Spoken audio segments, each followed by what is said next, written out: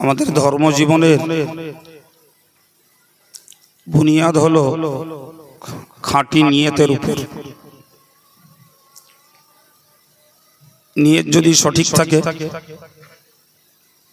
তাহলে ধর্মের নামে আমরা যাই করি বিনিময়ে আল্লাহর কাছে তার জাযা পাব। কিন্তু নিয়তের যদি ত্রুটি থাকে, ব্যক্তি জীবনের কোনো আমল বলি আর দেশ ও জাতির জন্য কল্যাণের কোনো কাজ বলি, সময় যাবে, শ্রম যাবে, অর্থ যাবে, কিন্তু আল্লাহ পাকের কাছে সওয়াব শূন্য হতে হবে। এই জন্য প্রত্যেকটি মানুষের অর্থাৎ প্রত্যেকটি ইমানদারের উচিত কর্তব্য হলো যে কোনো নেকির কাজের ক্ষেত্রে নিয়তের শুদ্ধতা, নিয়তের শুদ্ধতার ভিত্তিতেই আমাদের আমলের সওয়াব। আমরা জীবনে একাধিকবার শুনে থাকব, বুখারী শরীফে বর্ণিত প্রসিদ্ধ হাদিসটি নবী পাক বলেছেন, ইন্নামাল আমালু বিন্নিয়াত।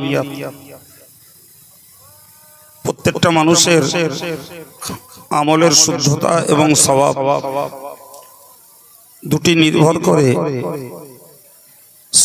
তার নিয়তের ভিত্তিতে, নিয়তের উপর।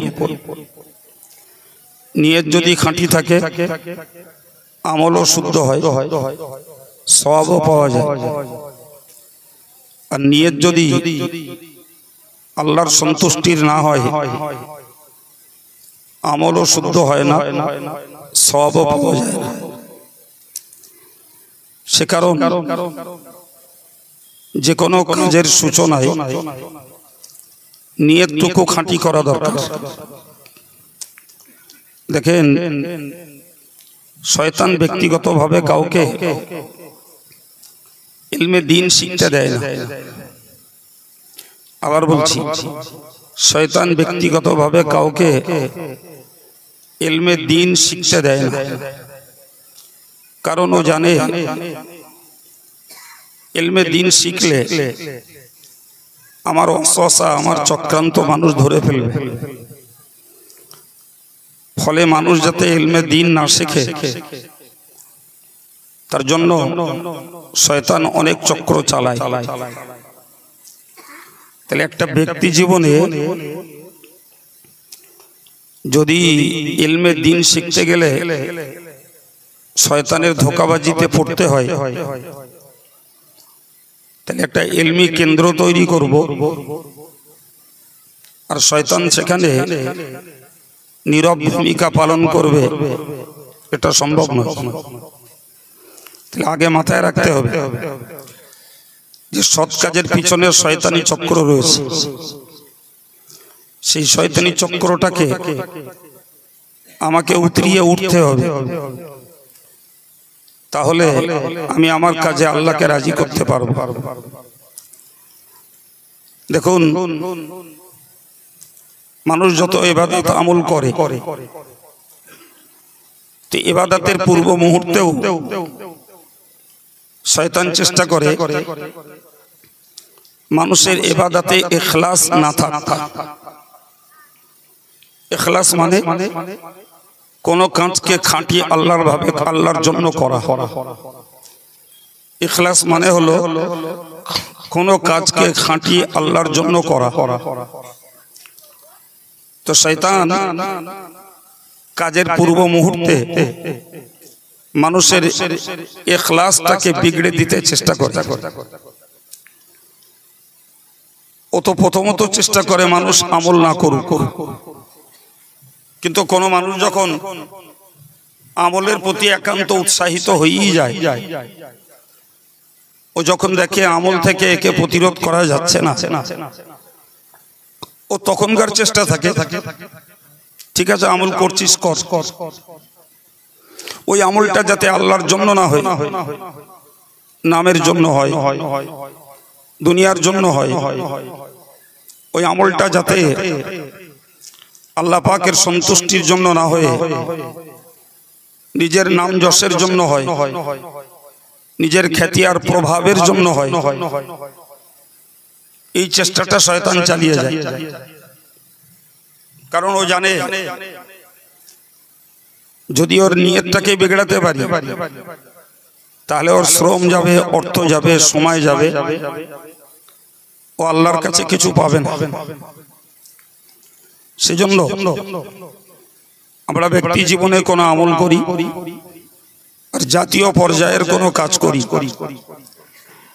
আমাদের নিয়তটাকে সংস্কার করা, স্বচ্ছ করা, সুন্দর করা, দোষমুক্ত করা, কেবলমাত্র আল্লাহ পাকের সন্তুষ্টির জন্য করার বদ্ধ নিয়ত করা একান্ত জরুরি। হাদিস শরীফের ওই ছোট্ট অংশটুকু, ইন্নামাল আমালু বিন্নিয়াত, মানুষের আমল নির্ভর করে নিয়তের উপর। এর ব্যাকগ্রাউন্ডে বলা আছে, হুজুর বলেছেন একজন ব্যক্তি হিজরত করছিল মক্কা থেকে মদিনার পথে। হিজরতের বিষয়টি নিশ্চিত অনেক ত্যাগ স্বীকার, নিজের ভিটে মাটি ছাড়তে হয়, নিজের সহায় সম্পদ ছেড়ে আসতে হয়, নিজের পরিবার পরিজনকে ছেড়ে আসতে হয়। সুতরাং এটি নফসের সঙ্গে বড় লড়াই, এটা এমনি এমনি হয় না। তো একজন ব্যক্তি তিনি মক্কা থেকে হিজরত করতে যাচ্ছেন মদিনার পথে। রাসূল করিম সাল্লাল্লাহু আলাইহি ওয়াসাল্লাম যখন মদিনায় চলে গেছিলেন, সাহাবায়ে কেরামেরা তারাও রাসূলের সান্নিধ্যে যাওয়ার জন্য বদ্ধপরিকর ছিল। শুধু ছিল সময়ের অপেক্ষা, সুযোগের অপেক্ষা। যিনি যখন সময় পাবেন, সুযোগ পাবেন, তিনিও পাড়ি দেবেন। তো যখন সাহাবারা সুযোগ মতো মক্কা থেকে মদিনার পথে পাড়ি দিচ্ছেন, ওই পিরিয়ডে একজন ব্যক্তি তিনিও তাদের সঙ্গী হল। তার আগে আপনাদেরকে আমাদেরকে মনে রাখতে হবে, একটি হাদিসের অংশে আছে আল হিজরতু কাল জিহাদ, হিজরত হলো জিহাদের সমতুল্য। এই কথাটা আরো একটু ডিসকাস করতে হয়। একটা লোকের জিহাদ মানে হলো তার জীবনটাকে কাফেরদের তলোয়ারের নিচে উৎসর্গ করা। তাহলে একজন লোক তার জীবনটাকে কাফেরের তলোয়ারের নিচে উৎসর্গ করবেন, তাই তিনি জিহাদের ময়দানে গেছেন। আরেকজন ব্যক্তি তিনি দেশ ছেড়ে বিদেশে যাবেন,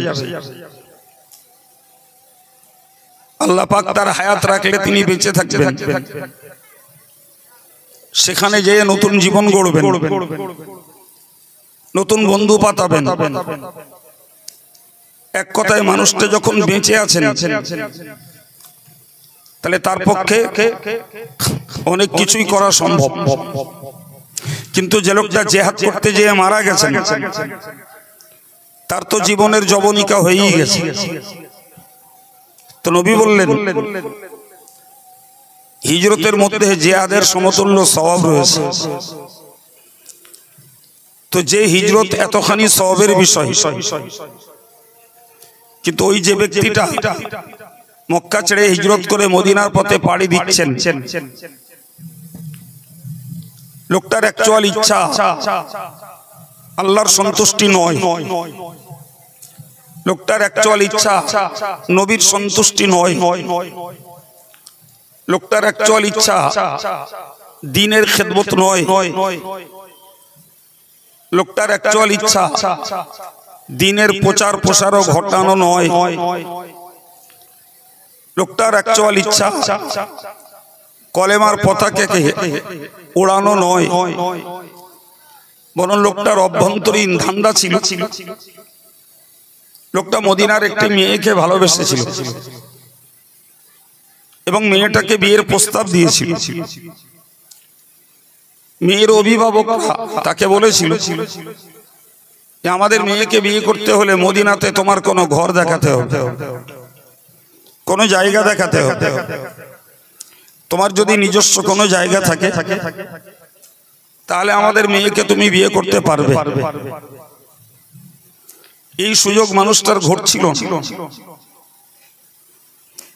আমরা জানি যতই টাকা পয়সা থাক,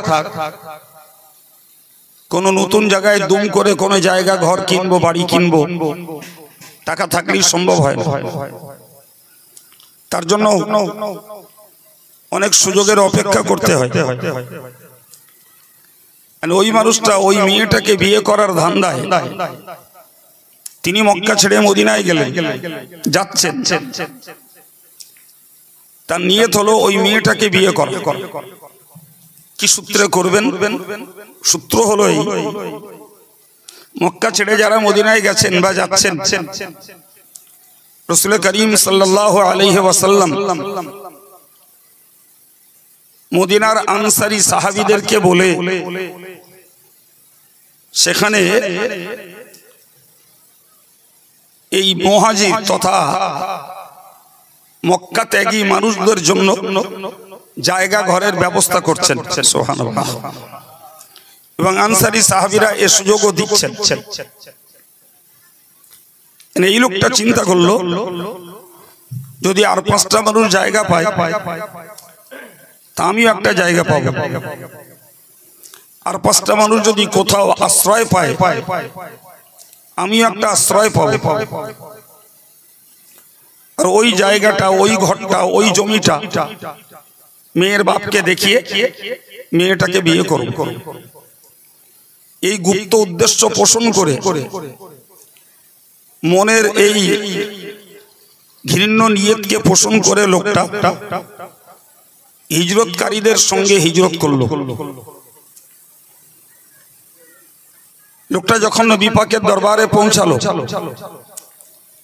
নবী পাক সাল্লাল্লাহু আলাইহি ওয়াসাল্লাম সবার চিন্তায় আচমকা বললেন,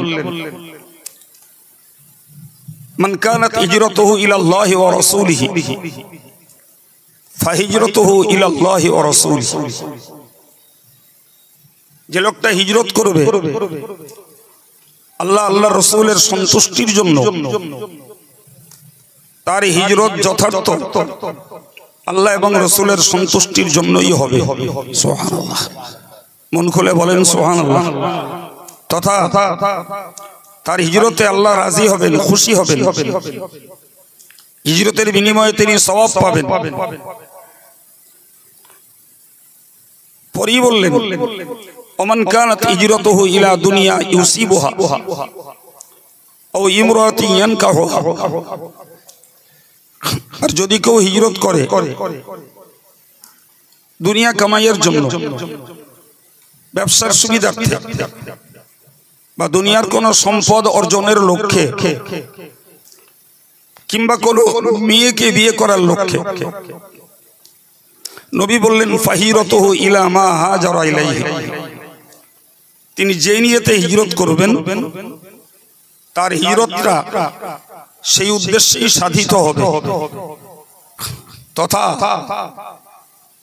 তার নিয়ত অনুযায়ী তিনি উদ্দেশ্য সার্থক করতে পারবেন। দুনিয়া কামাই হবে, মেয়ে বিয়ে করা হবে, কিন্তু আল্লাহ এবং তার রাসূল নারাজ হবেন, আল্লাহ এবং তার রাসূল তার প্রতি নাখোশ থাকবেন। প্রিয় নবী যখন আচমকা এই কথাটা ছুড়ে দিলেন, তো যে লোকটি আল্লাহর সন্তুষ্টির জন্য, রাসূলের সন্তুষ্টির জন্য হিজরত করিনি এবং ব্যবসার জন্য মেয়ে, ব্যবসার জন্য অর্থ কামাইয়ের জন্য মেয়ে বিয়ে করার জন্য হিজরত করেছিলেন, ওই লোকটি সরাসরি নবী পাকের দরবারে শিকার হলেন। বললেন, ইয়া রাসূলুল্লাহ, আমি সেই ব্যক্তি, আমি আল্লাহ এবং রাসূলের সন্তুষ্টির জন্য হিজরত করি নাই,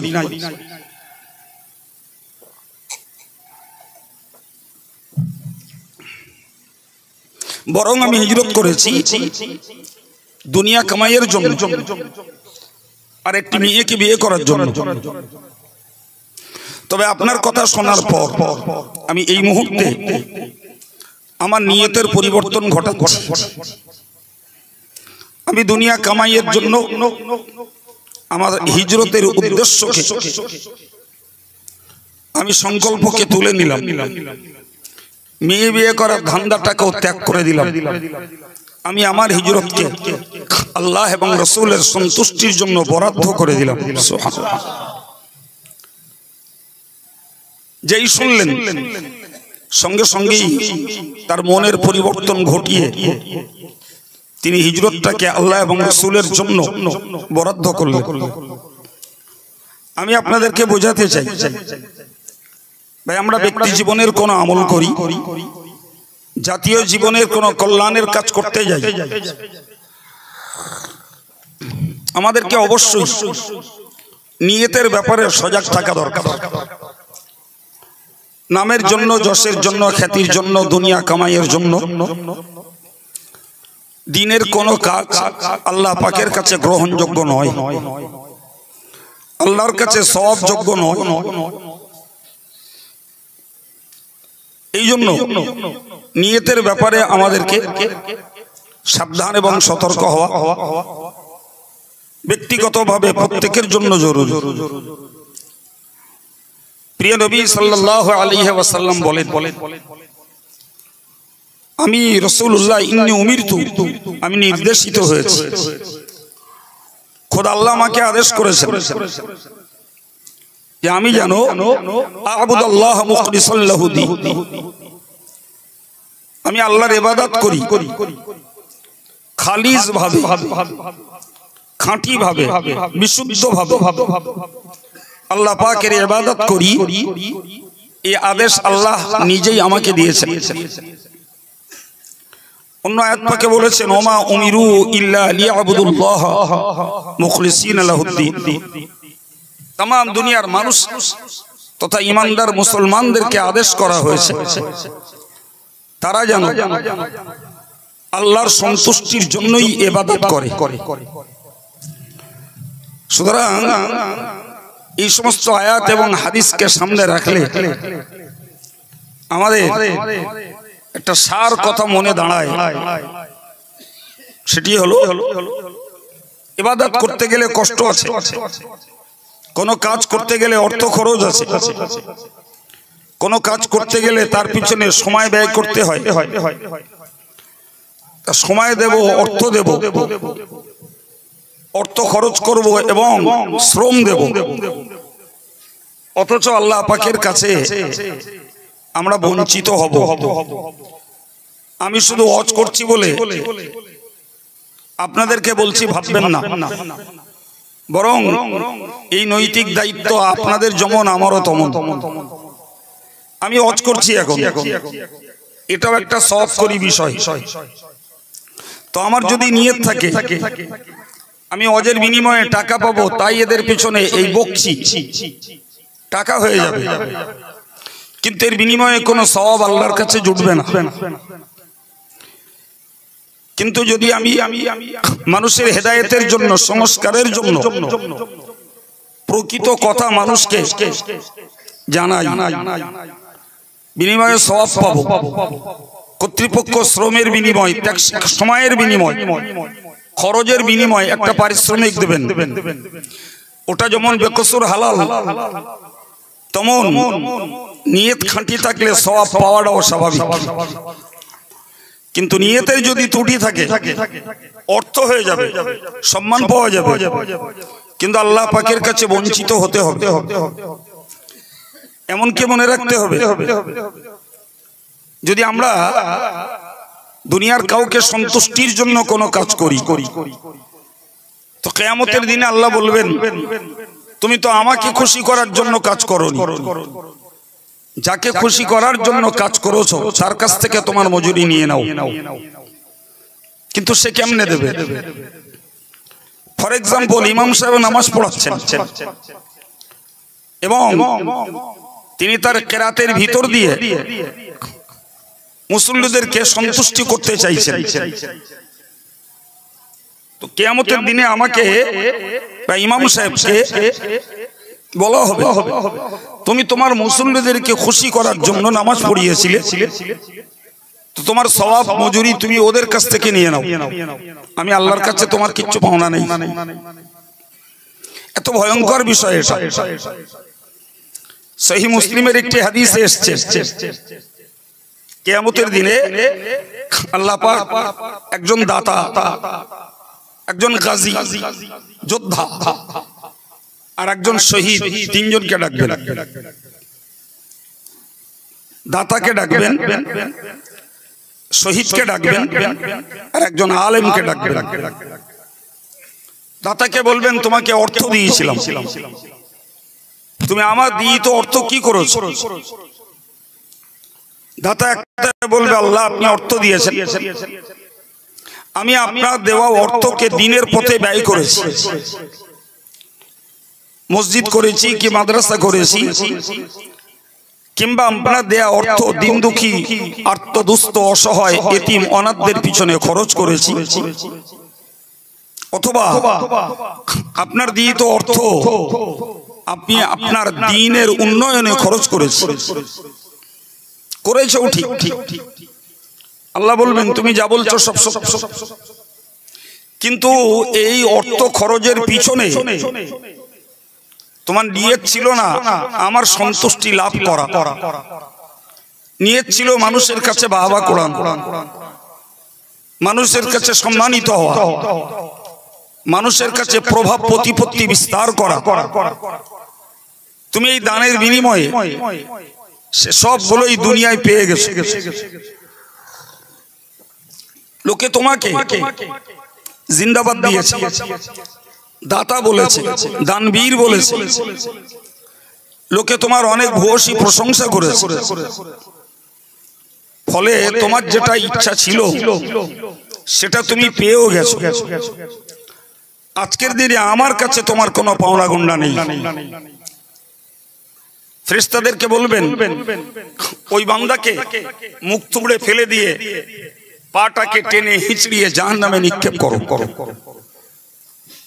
বিনিময়ে একজন দাতা জাহান্নামে যাবে, একজন গাজী যোদ্ধা যিনি যুদ্ধের ময়দানে জীবন উৎসর্গ করেছে,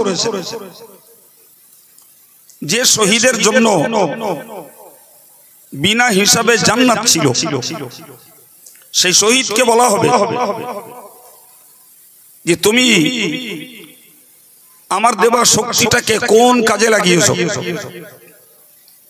শহীদ এক কথায় বলবে, আল্লাহ আপনার প্রদত্ত শক্তিটাকে আমি ইসলামের সম্প্রসারণে, ইসলামের উন্নয়নে, ইসলামের প্রচারে কাজে লাগিয়েছি। লেটেস্ট এই ইসলামটাকে প্রতিষ্ঠিত করতে আমার জীবনটাকে আমি উৎসর্গ করেছি। আল্লাহ বলবেন, তোমার কথা সত্য, তুমি সত্যিই তোমার জীবনকে জিহাদের ময়দানে, যুদ্ধের ময়দানে তুমি উৎসর্গ করে দিয়েছো, কিন্তু তোমার উদ্দেশ্য ছিল লোকে তোমাকে মুজাহিদ বলুক, লোকে তোমাকে বীর যোদ্ধা বলুক। তো যথারীতি লোকে তোমাকে মুজাহিদ বলেছে, বীর যোদ্ধা বলেছে, তুমি সে সম্মান কুড়িয়ে নিয়েছো। আজকের দিনে তোমার কাছে কোনো, আমার কাছে তোমার কোনো সওয়াব নেই, কোনো মজুরি তোমার জন্য আমার কাছে নেই। অগত্যা ওই মুজাহিদ, তাকেও আল্লাহ নির্দেশ দিবেন, তার ক্ষেত্রেও বলবেন, ওকে মুখ থুবড়ে ফেলে দিয়ে পাটাকে টেনে হিঁচড়ে জাহান্নামে নিক্ষেপ করো। একজন আলেমকে ডাকা হবে, আলেমকে বলা হবে, তোমাকে ইলম দিয়েছিলাম, তুমি ইলম কি করেছো? তো আলেম বলবে, আল্লাহ আপনার দিত ইলম আমি মানুষের মাঝে ছড়িয়েছি, মানুষকে হেদায়েতের কথা বলেছি, সংস্কারের কথা বলেছি, আপনার দেওয়া ইলমকে নিজে আমল করেছি ইত্যাদি। আল্লাহ বলবেন তোমার এই কথাগুলো সত্য, কিন্তু এর উদ্দেশ্য ছিল তোমার দুনিয়া কামাই করা, অর্থ রোজগার করা, মানুষের কাছে বড় আলেম নামে বিবেচিত হওয়া, অভিহিত হওয়া, মানুষের কাছে তুমি গ্রহণযোগ্যতা পাবে, সম্মান পাবে, শ্রদ্ধা পাবে, আদর পাবে, সমাদর পাবে, এই জাতীয় হীন উদ্দেশ্য ছিল তোমার। তোমার এই উদ্দেশ্যের খবর আমি রাখি। ফলে তোমার যেগুলি পাওয়ার আশা ছিল সেগুলি তুমি দুনিয়ায় পেয়ে গেছো। অর্থ পেয়েছো, সম্মান পেয়েছো, সমাদর পেয়েছো। আজকের আমার কাছে তোমার কিছু পাওনা নেই। ফলে ওই আলেমের ক্ষেত্রেও আল্লাহর নির্দেশ আসবে, ওকেও মুক্তবুড়ে ফেলে দিয়ে জাহান্নামে নিক্ষেপ করা হবে। এবার বলুন বাবু, যে দাতার পাওনা ছিল হাসরের দিনে আরশের ছায়ার নিচে জায়গা, যে শহীদের পাওনা ছিল বিনা হিসাবে জান্নাত, যে আলেমের পাওনা ছিল প্রকৃত পক্ষে সাধারণ মানুষের থেকেও কয়েক দরজা মর্যাদা বেশি, নিজে জান্নাতে যাবে, অন্যকে সুপারিশ করিয়ে করে জাহান্নাম থেকে জান্নাতে নিয়ে যাবে। স্রেফ মাত্র নিয়তের ত্রুটির কারণে, স্রেফ মাত্র নিয়তের অশুদ্ধতায় এই শ্রেণীর উচ্চ মানের ব্যক্তিগুলো তারাও কিয়ামতের দিনে আল্লাহ পাকের বিচারে জাহান্নামে নিক্ষিপ্ত হবে। ফলে আমাদের সবাইকে আমি আবার বলছি, আমি আব্দুল কাইয়ুম আপনাকে শুধু নির্দেশ দিচ্ছি না, বরং যে কথাগুলো বলছি এ কথাগুলো আমার নিজের জন্যও প্রযোজ্য। আল্লাহ হেফাজত করেন, কেননা আমরাও ওয়াজ নসিহত করি, আমরাও মসজিদ মাদ্রাসা কায়েম করি, আমরাও মানুষের কল্যাণে, জাতির কল্যাণে কিছু কাজ করি। ফলে আল্লাহর হেফাজত ব্যতীত আমরাও আল্লাহর কাছে ধরা খেয়ে যাব কিনা সন্দেহ।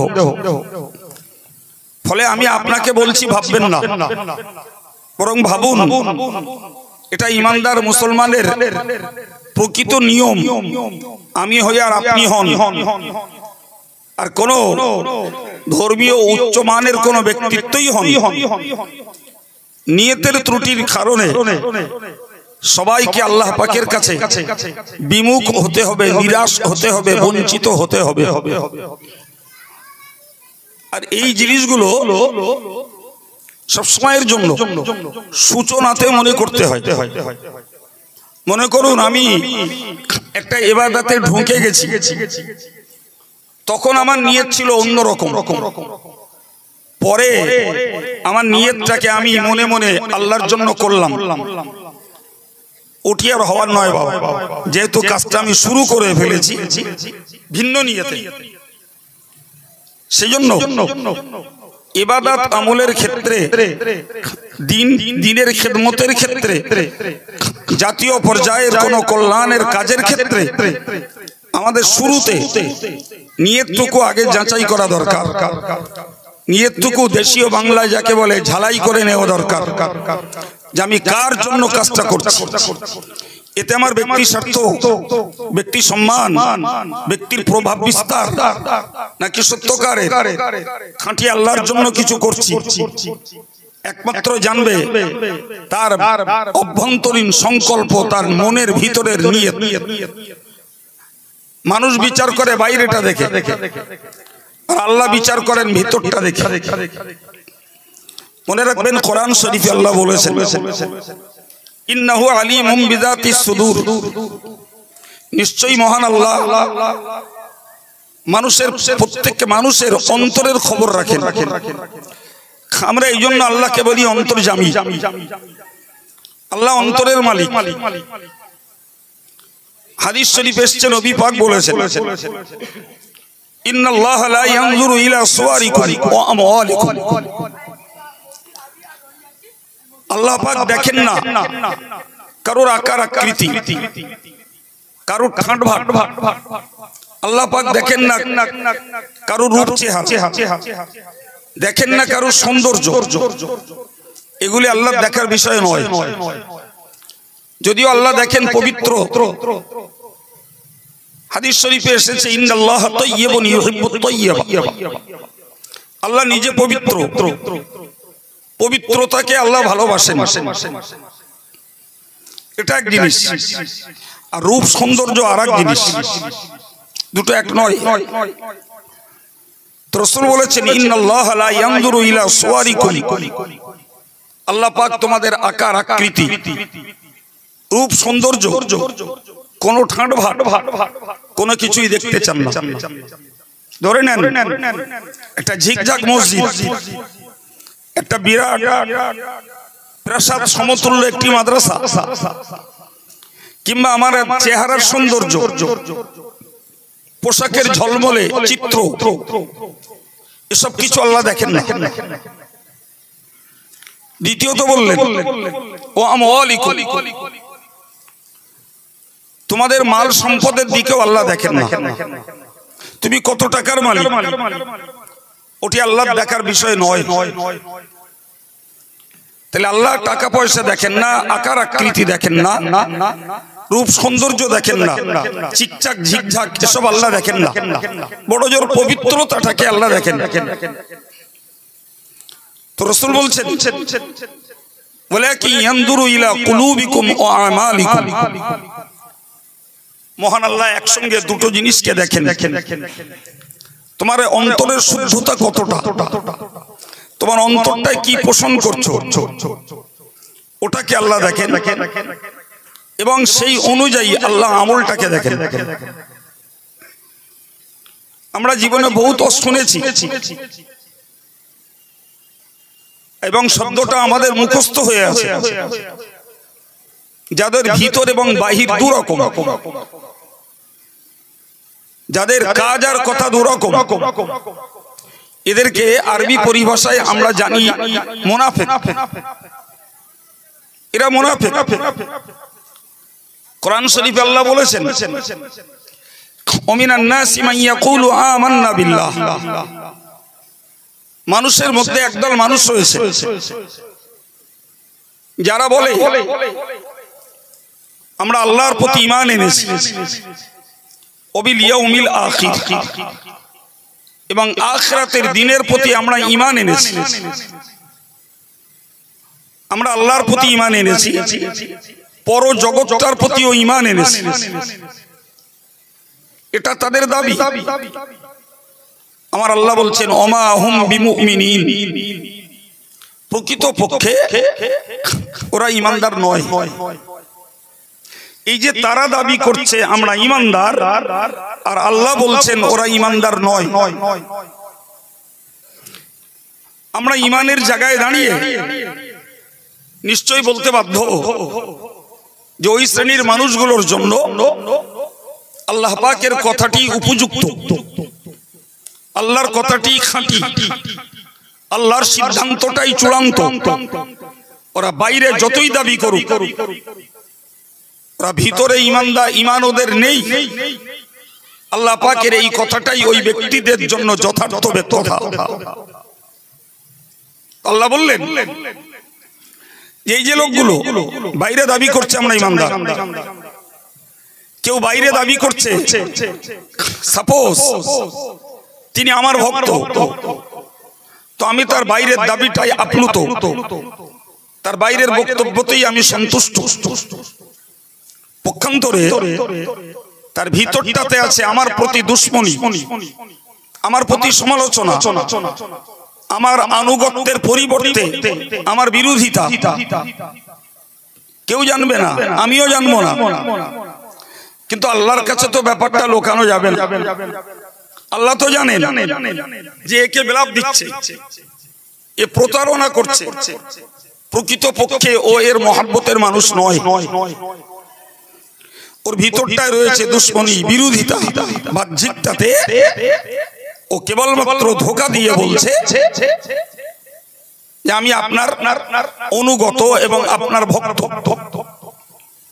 ঠিক তদ্রূপ কেউ বাইরে ইমানের দাবি করে সে আল্লাহ প্রেমের দাবি করছে, রসুল প্রেমের দাবি করছে, কিন্তু ভিতরে প্রকৃত পক্ষে তার ইমান নেই। কোরআন শরীফের অন্য আয়াত থেকে আল্লাহ বলেছেন ক্বালাতিল আ'রাবু আমান্না, আরবের কিছু অংশ গ্রাম্য লোক তারা বলতো আমরা ঈমান এনেছি। আমার আল্লাহ বললেন কুল, ওগো নবী তুমি ওদেরকে বলো লাম তুমিনু, তোমরা ঈমান আনোনি। এই যে আভ্যন্তরীণ খবর, এটা তো নবীর নিজস্ব তৈরি করা নয়, খোদা আল্লাহ বলে দিচ্ছেন কুল তুমি বলো লাম তুমিনু, তোমরা ঈমান আনোনি, ওয়ালাকিন কুলু আসলামনা, বরং তোমরা বলো আমরা মেনে নিয়েছি। এর মানে কি? এর মানে হলো ওই লোকগুলো বাইরে বাইরে ইসলামী বিধি বিধানকে চর্চা করত, ইসলামের বিধি বিধানকে মান্যতা দেখাতো, কিন্তু ভিতরে ওদের ঈমান ছিল না। ফর এক্সাম্পল, একটা লোক যদি বাইরে বাইরে নামাজ পড়ে তাহলে আমরা নিশ্চিত ওই লোকটাকে ঈমানদার মুসলমান বলে সাক্ষী দেব, কিন্তু বাবু তার ভিতরটাতে যদি ঈমান না থাকে হারগিজ আমাদের বোঝার ক্ষমতা নেই। এটি আমাদের গণ্ডির বাইরে।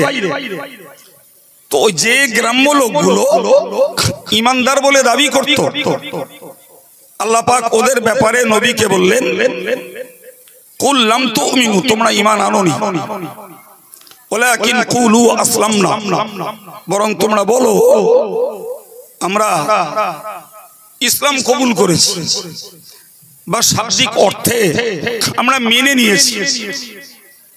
তাহলে বাইরে মানা এক জিনিস, আর ভিতরে ঈমানটাকে গ্রহণ করা আর এক জিনিস, দুটো এক নয় বাবা। আর এই জাতীয় চরিত্রটাকেই কোরআনের পরিভাষায় বলা হয় খিদা। আর এমনিতে আমরা যেটা জানি ধোঁকাবাজি, বাংলায় একে বলে প্রতারণা। আল্লাহ বললেন ইউখাদিউনাল্লাহ ওয়াল্লাযীনা আমানু, ওই লোকগুলো ওরা আল্লাহরে ধোঁকা দেয়, ওরা ঈমানদারদেরকে ধোঁকা দেয়। ওমা ইয়াখদাউনা ইল্লা আনফুসাহুম ওমা ইয়াশউরুন, প্রকৃতপক্ষে ওরা ধোঁকা দেয় নিজেদেরকে, অথচ সেটা ওরা নিজেরাই বুঝতে পারে না যে আমি আমার নিজেকে ধোঁকা দিচ্ছি, আমি আমার নিজেকে সওয়াব থেকে বঞ্চিত করছি, আমি আমার নিজেকে আল্লাহর সন্তুষ্টি থেকে বঞ্চিত করছি। এটা ওই হতভাগ্য লোকটা বোঝে না, ও ভাবে আমি আল্লাহকে ধোঁকা দিচ্ছি, আমি ঈমানওয়ালাদেরকে ধোঁকা দিচ্ছি। আজকের যারা ঈমানদার এরা ফর এক্সাম্পল ঈমানওয়ালাদের ধোঁকা দেয়। এখন তো নবী নেই, যদিও আল্লাহকে ধোঁকা দিচ্ছে এটা নিজে ভাবে না, কিন্তু ঘুরে তো সেই আল্লাহরই ধোঁকা দেওয়া হয়, সেই আল্লাহকেই ধোঁকা দেওয়া হয়। কোরআন শরীফে এই জন্য আল্লাহ বলেছেন ফি কুলুবিহিম মারাদুন, এদের অন্তরটায় রয়েছে রোগ, ওদের মন শুদ্ধ হয়নি, মন ওদের হিংসা মুক্ত হয়নি, মন ওদের অহংকার মুক্ত হয়নি, মন ওদের দুনিয়ার অর্থের লোভ সম্মানের লোভ থেকে মুক্ত হয়নি। ফলে ওদের মনের ভিতরে রয়েছে রোগ, ফাযাদাহুমুল্লাহু মারাদা। তো যারা এই রোগে ভোগে, তার মানে নিজের ভিতরে হিংসা আছে, অহংকার আছে, দুনিয়ার লোভ আছে, অর্থের লোভ, সম্মানের লোভ, পদের লোভ, আমি কিছু করেছি এর লোভ, এই লোভগুলো যাদের থাকে যত দিন যায় ফাযাদাহুমুল্লাহু মারাদা, আমি আল্লাহ তাদের ওই রোগকে আরো বাড়িয়ে দেই, আরো বাড়িয়ে দেই। তুই আরো এরকম বদনিয়ত কর, আরো কুকাজ কর, আরো তুই কুনিয়তে কাজ সম্পন্ন কর, তবে মনে রাখ ওয়ালাহুম আযাবুন আলীমুম বিমা কানু ইয়াকযিবুন। ওই লোকগুলোর জন্য রয়েছে এই মিথ্যাচারিতা, মিথ্যাচারণের জন্য যন্ত্রণাদায়ক শাস্তি। যন্ত্রণাদায়ক শাস্তি এদের জন্য বরাদ্দ আছে।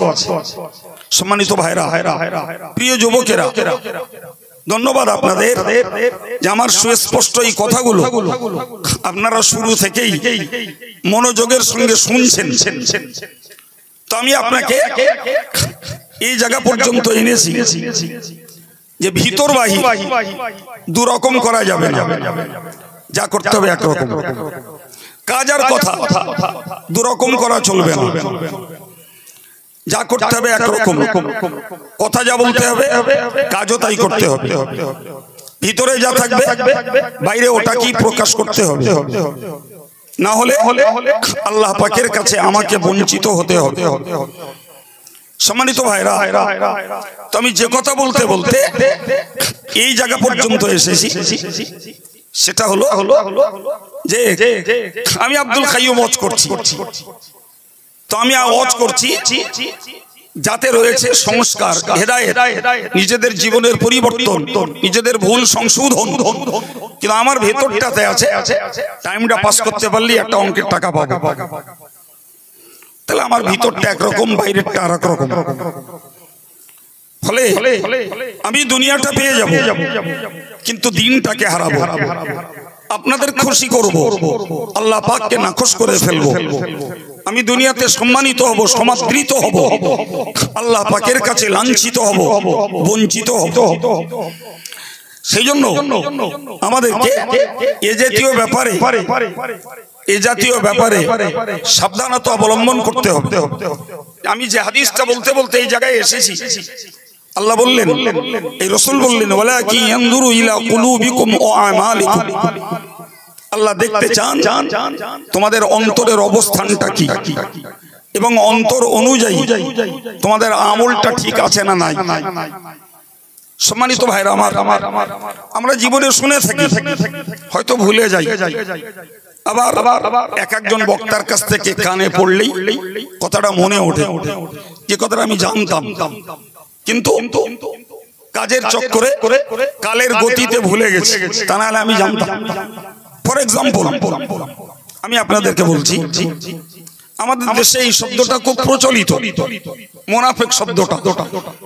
এটা আদৌ অজানা আমাদের নয়, কিন্তু মনে রাখতে হবে যে মানুষগুলোর ভিতর আর বাহির দুরকম, কাজ আর কথা ভিন্ন ভিন্ন, এই মানুষগুলোর একটা নিদর্শন, একটা নয় কয়েকটি লক্ষণ আল্লাহ পাকের নবী নিজে জানিয়েছেন। নাম্বার 1, হুজুর বলেছেন আয়াতুল মুনাফিকি আরবা। মুনাফিকদের বাহ্যিক নিদর্শন, বাহ্যিক লক্ষণ হলো 4টি। তার প্রথমটি হলো ইজা হাদাসা কাযাবা। সে মানুষটাকে অন্য মানুষ জানে, চেনে, লোকটা কথা বললেই মিথ্যার আশ্রয় নেয়, কথায় কথায় মিথ্যা বলে, যখনই কথা বলে তখনই মিথ্যা বলে। ভাই, মিথ্যা কোনো ক্ষেত্রে গ্রহণযোগ্য নয়, তবে কিছু পর্যায়ে আছে, কিছু ক্ষেত্র আছে হয়তো মিথ্যা রূপ কথা বলা হয়, মিথ্যা নয়, এটা ভিন্ন জিনিস। মিথ্যার মতো অথচ মিথ্যা নয়। এর উদাহরণ বলা যায়, হযরত ইব্রাহিম আলাইহিস সালামকে যখন তার কওমের লোকেরা তাকে বলছিল চলো আমাদের সঙ্গে মেলায় যাবে, যে মেলার শিরকি আড্ডা, শরিয়ত বিরোধী কাজের একটা সমাহার, তিনি বললেন ফাকালা ইন্নী সাকিম, আমি অসুস্থ। এই যে কথাটা উনি বললেন ইন্নী সাকিম, যার বাংলা মানে হলো আমি অসুস্থ, কিন্তু তিনি শারীরিক ভাবে সুস্থ ছিলেন। শারীরিক ভাবে তিনি অসুস্থ ছিলেন না বাবা, মানসিক ভাবে ছিলেন তিনি অসুস্থ। যে আমি এক আল্লাহর দ্বীন প্রচার করতে এসেছি, আমি আল্লাহ পাকের পক্ষ থেকে নবী রূপে নবী রূপে অভিহিত হয়েছে। তো নবীর কাজ হলো তাওহীদ প্রচার করা, নবীর কাজ হলো আল্লাহ পাকের দেওয়া দ্বীনকে প্রচার করা। তো আমি একজন নবী হয়ে কিভাবে এই শিরকি আস্তানা এবং বহু হারামের সমাহার যে জায়গায়, সেখানে আমি কেমনে যাব? উনি বলেছিলেন ইন্নী সাকিম, আমি অসুস্থ। তো ওরা ভেবে নিল যে এই লোকটা দৈহিক ভাবে অসুস্থ, কিন্তু হযরত ইব্রাহিম আলাইহিস সালাম বোঝাতে চাইলেন আমি মানসিক ভাবে অসুস্থ। তাহলে এই কথাটা প্রকৃত মিথ্যা নয়, কিন্তু এর বাহ্যিক রূপ দেখলে মনে হবে মিথ্যা। তো কেউ যদি এমন কথা থেকে দায় মুক্ত হয়, দায় এড়াতে চায়, সেটাকে আমরা সরাসরি মিথ্যা বলতে পারবো না, বলতে পারি মিথ্যা রূপ, মিথ্যার মতো। প্রিয় ভাই আমার, ঠিক তদ্রূপ মনে রাখতে হবে। কেউ সরাসরি মিথ্যা বলবে আর মিথ্যার তুল্য কোনো কথা বলবে, দুটি এক পর্যায়ের নয়, এক রকমের নয়। কিন্তু যে লোকটা মুনাফিক, এই লোকটা প্রকৃত পক্ষে কথা বললেই মিথ্যা বলে, এটা তার একটা লক্ষণ। কিসের? মুনাফিকের। দ্বিতীয়ত ওয়াইদা ওয়াদা আখলাফা, লোকটা যখনই ওয়াদা করে বিনা কারণে ওয়াদাকে খেলাফ করে, বেমালুম ওয়াদাকে উপেক্ষা করে, পালন করে না, অথচ এলার্ট হয়ে ওয়াদা করে আর ওয়াদাকে রক্ষা করে না। অথচ কোরআনে আল্লাহ বলেছেন, কোরআনে আল্লাহ বলেছেন ইন্নাল্লাহ লা ইউখলিফুল মিআদ, আল্লাহ নিজে ওয়াদাকে ভঙ্গ করেন না, আল্লাহ নিজে ওয়াদাকে ভঙ্গ করেন না।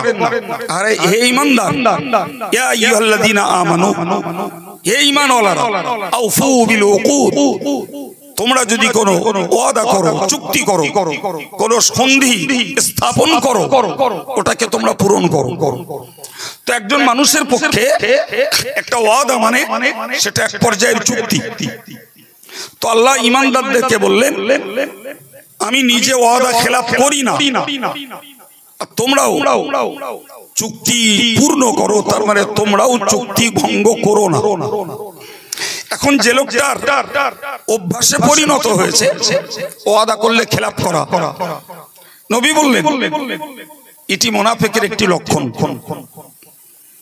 নাম্বার 3, ওয়াইজা তুমিনা খানা, প্রিয় নবী বললেন মুনাফিকের আরেকটি লক্ষণ হলো তার কাছে যদি কোনো কিছু আমানত রাখা হয়, সে সেই আমানতটাতে খেয়ানত করে। ভাই আমানতের দুটি ব্যাখ্যা। আমানত হলো কোন গচ্ছিত দ্রব্যের দায়িত্ব নেওয়া। আপনারা কোনো জিনিস আমার কাছে দিলেন যে হুজুর এটাকে একটু আমানত রাখুন, আর আপনারা আমাকে কোন দায়িত্ব দিলেন যে আপনি এই দায়িত্বটা পালন করুন। উদাহরণস্বরূপ আজকের ভাই মাওলানা আবুল ফরাজ সাহেব তেনার ছেলেকে নিয়ে আমাকে দাওয়াত করিয়েছেন, আরো কে কে ছিলেন সঙ্গে। তা আমি দায়িত্ব নিয়েছি এই সময় থেকে এই সময় পর্যন্ত আমি আপনাদের প্রোগ্রামের সময় দেবো, থাকবো। এই সময় দেওয়ার আমার দায়িত্ব হলো যে মানুষগুলো শ্রোতা সেজে আমার সামনে আসবেন, আমি দ্বীনের পক্ষে, শরিয়াতের পক্ষে, ইসলামের পক্ষে, কোরআনের পক্ষে, হেদায়েতের পক্ষে, সংস্কারের পক্ষে, ইসলাহে কলবের জন্য, সংশোধনের জন্য কিছু কথা বলবো। এটা আমার আমানত। আপনি আমায় ইমামতি করতে দিলেন, আমি নামাজ পড়াতে দাঁড়িয়েছি, আমার পিছনে যত মুসল্লি দাঁড়িয়েছে এদের নামাজটা সঠিকভাবে আদায় হওয়া, ওটা ওই ইমামের দায়িত্ব, আমানত।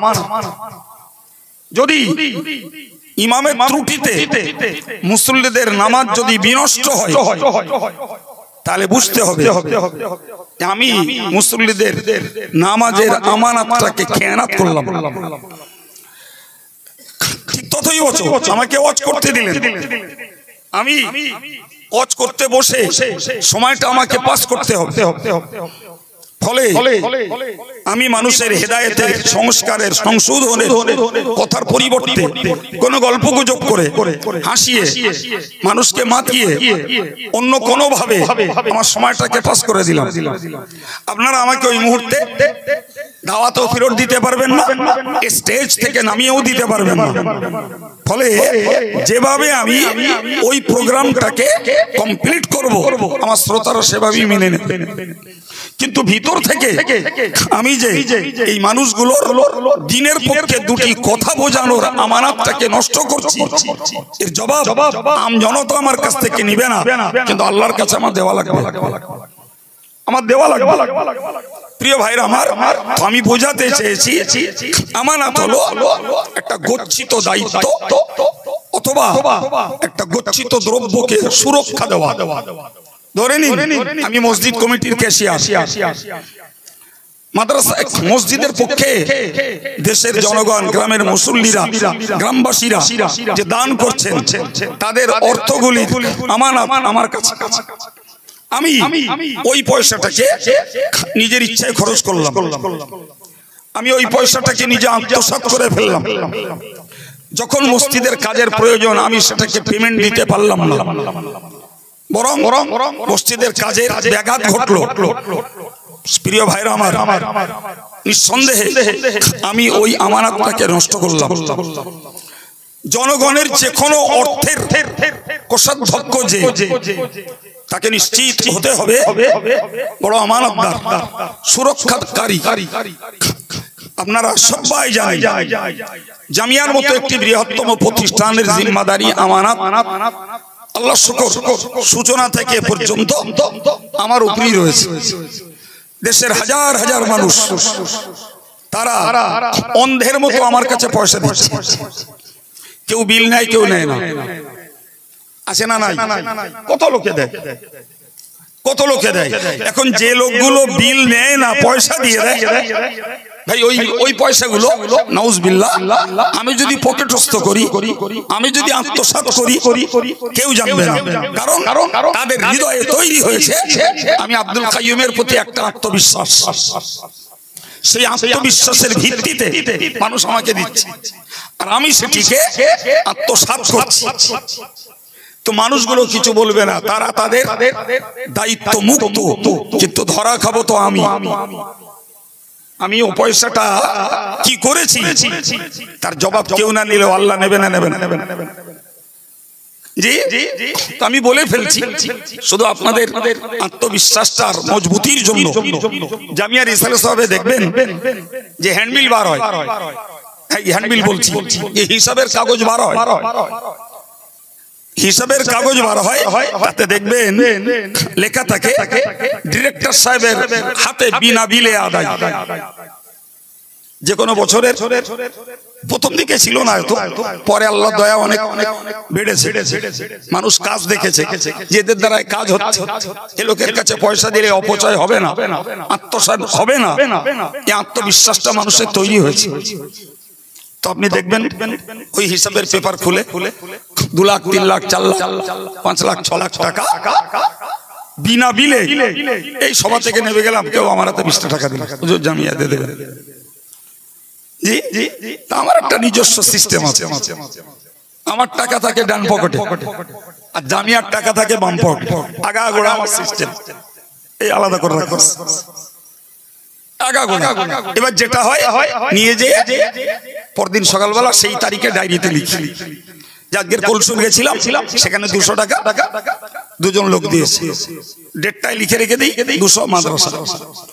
আর ইসাল সাহেবের আগে আমাদের অডিটর আছে, তাদের কাছে ফেলে দিই, একদম জানুয়ারি টু 31 ডিসেম্বর ডেটগুলো খুলে খুলে দেখো কত আছে, হিসাব করে যা হলো সেটা লেখা হলো। আমি আমার কথাটা বলছি জাস্ট আপনাদের আত্মবিশ্বাসটার স্থায়িত্বের জন্য, প্রিয় ভাইরা আমার।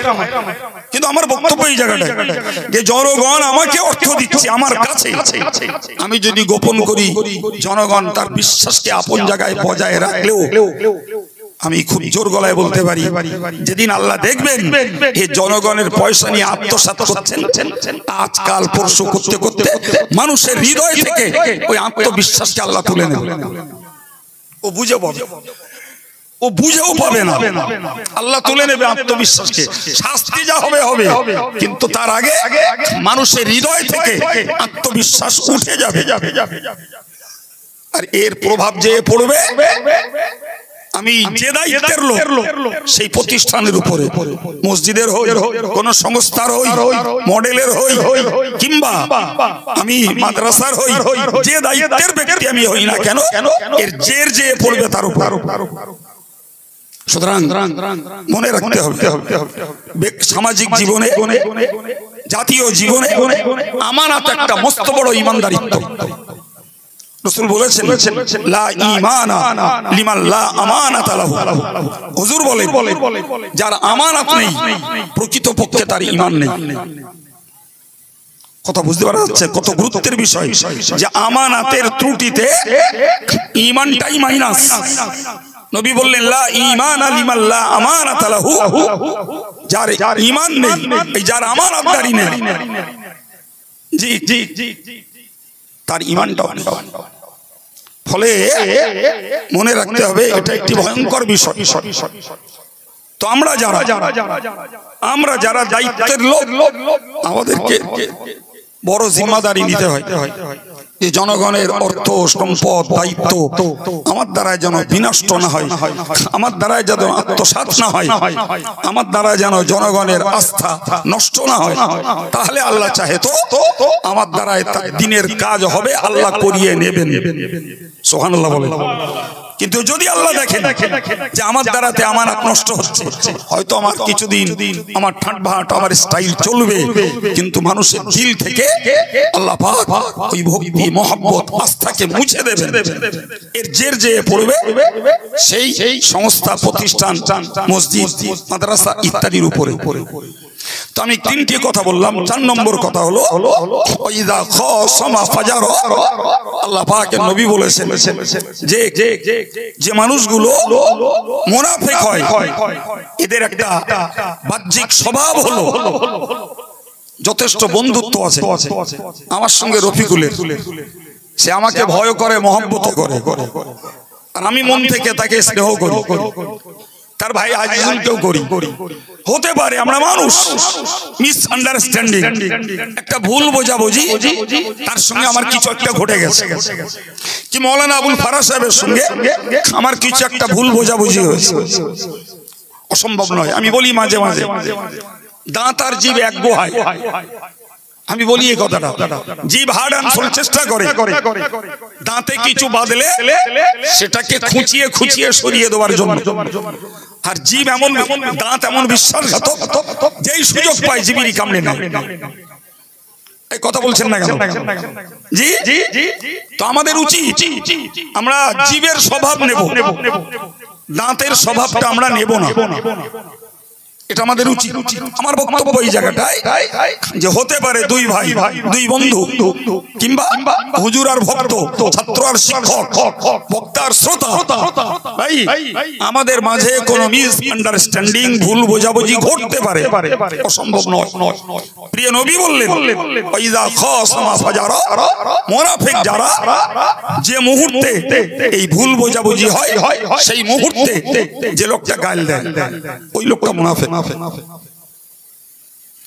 যে লোকটা বিরোধিতা করে, সমালোচনা করে, যখন সঙ্গে ছিল তখন নীরব, আর যেই সঙ্গ ছাড়ে তখন বিপুল পরিমাণ সমালোচনা, মিথ্যাচার, গালিমন্দ, কুৎসারটনা, ব্যক্তি চরিত্র নিয়ে ঘাঁটাঘাঁটি, এই কাজগুলো যারা করে নবী বললেন এরা মুনাফিক। কত চ্যাম্পিয়ন করে নবী আমাদেরকে বুঝিয়ে দিলেন। যে ভিতর আর বাহির দুরকম, কাজ আর কথা দুরকম। এ টাইপের লোকগুলোর নিদর্শন হলো কথা বললে মিথ্যা বলে, ওয়াদা করলে খেলাপ করে, কোন জিনিসকে আমানত রাখলে অথবা কোনো দায়িত্ব দিলে সেটাকে আত্মসাৎ করে অবহেলা দেখায়। আর মহব্বত খাতির ভালোবাসা যথেষ্ট ছিল, যেই ঝগড়া ভুল বোঝাবুঝি মনোমালিন্য হয় সঙ্গে সঙ্গে গালি দেয়, অপপ্রচার করে, মিথ্যাচার করে। প্রিয় ভাইরা আমার, আমরা নিশ্চিত চোখ খোলা, কান খোলা, চোখ খোলা, আমরা ভালো বুঝতে পারছি যে এই জাতীয় অভ্যাসের লোক আমাদের মধ্যে আছে না নাই, আমাদের সমাজে আছে না নাই। বিশ্বাস করুন। এবারে ধরুন চারটের কথা বলা হয়েছে, চারটে, তো চারটে মিলে হয় 16 আনা বাপ। চারটে মিলে কথা কত হয় জি ভাই? এই চারটে মিলে 16 আনা, মানে এই 4 দোষে হয় মুনাফিক। তাহলে 4 আনা মিথ্যাচারে, 4 আনা ওয়াদা খেলাফিতে, 4 আনা আমানত নষ্ট করায়, আর 4 আনা ঝগড়া হলে গালি দেওয়ায়, ভুল বোঝাবুঝি হলে গালি দেওয়ায়। তাহলে 4 আনা 16 আনা, 4 আনা কত? তার মানে যার ভিতরে 4টে দোষ থাকবে সে 16 আনা মুনাফিক, 3টে থাকলে 12 আনা মুনাফিক, 2টো থাকলে 8 আনা মুনাফিক, 1টা থাকলে 4 আনা মুনাফিক। কথা ক্লিয়ার হয়েছে? প্রিয় ভাই, আমি আপনাদের কাছে এতক্ষণ ধরে একেবারেই ঠাসা কথায় কোন রকমের সময় না খাইয়ে কিছু আল্লাহ যা আজকের জন্য ব্রেনে জুগিয়েছেন কিছু আলোচনা করেছি। যে আলোচনার সূচনা করেছিলাম যে আমাদের প্রত্যেকটা কাজের ক্ষেত্রে, দিনের প্রত্যেকটা ইবাদত আমলের ক্ষেত্রে নিয়ত আমাদের খাঁটি হতে হবে। শুরু থেকেই তার উপরে দাঁড়িয়ে বলতে বলতে এই জায়গা পর্যন্ত চলে এসেছে।